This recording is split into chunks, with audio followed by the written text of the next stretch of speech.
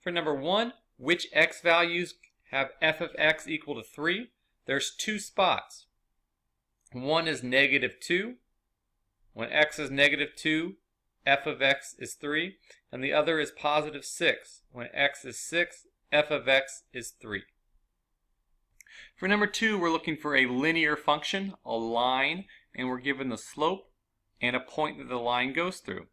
So the generic formula for a line, y equals mx plus b, where m is the slope and b is the y-intercept. Plug in the slope, y equals 2/3 x plus b. And now plug in the point that the line passes through. So put the y value in for y and the x value in for x. And as you solve that, the 0 multiplied by 2/3 disappears. So you're left with b equals 5. So now you can go back to this step. You know what b is equal to, and you have the equation. Y equals 2/3 x plus 5. A shortcut, if you recognized at the beginning that this was the y-intercept, because x is equal to 0, you realize at the beginning you have all the information you need. Y equals mx plus b. So you could jump straight to y equals 2/3 x plus 5. For number 3, we have the function g of x, and we're plugging in the value b plus 2. So look at that down here. It just means put a b plus 2 in everywhere that there is an x. So plug that in. The first thing you need to do is square it. So b plus 2 squared will become this.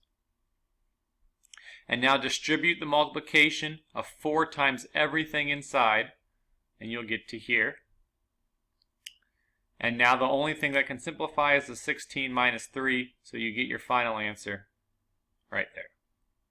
For number 4, finding the slope of this line, the easiest way to do that is to write it in y equals mx plus b form and look at the number in front of x, which is the slope. So I started by subtracting 2 from both sides, and you get to here. And then divide both sides by 7, and you'll get this. And if you want to rearrange it so it's y equals mx plus b, you would just move the minus 1/7 x to the front and the plus 1 to the back. But either way, you see that the number in front of x is a -1/7.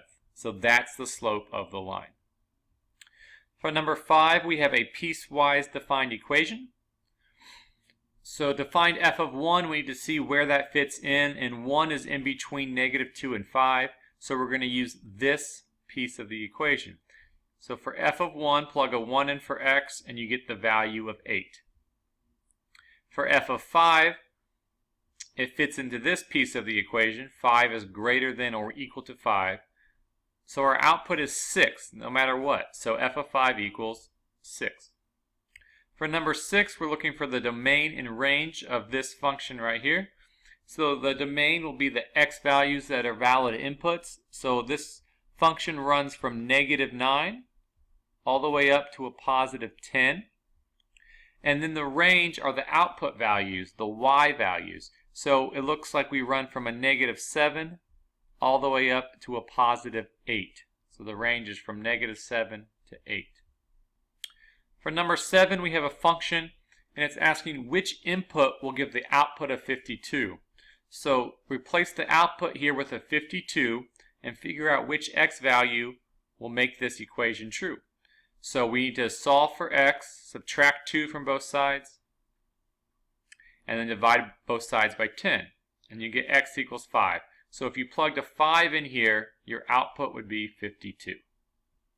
For number 8, we're solving this. So distribute the multiplication, and you'll get to here.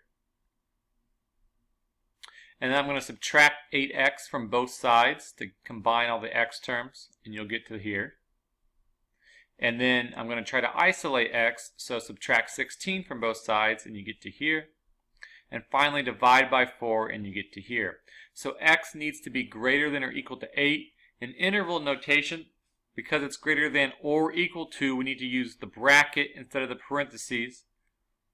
And so 8's the smallest number x can be. The bracket means include 8. It's okay for x to be equal to 8. And then x is anything bigger than that. So our interval runs all the way up to +infinity.